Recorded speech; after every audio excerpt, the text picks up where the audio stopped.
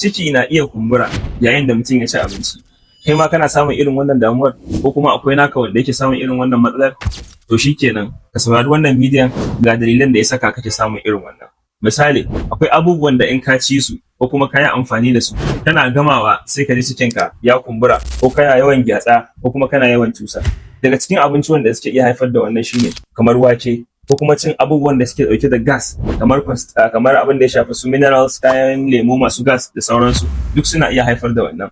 Daga cikin alamun da suke iya sa wannan kuma, ko kuma mutum in yana da su na iya samun wannan, shine kamar yawan gudawa ko kuma abin da muke cewa constipation, ma'ana mutum ya dan jima ya kwanaki bai yi ba haya ba. Amma sakon a nan shine duk mutumin da yake yawan yin tusa, to ya kamata ya binciki likita domin ya zama da cewa an duba abin da yake damunsa, a mai check up a gane matsalarsa.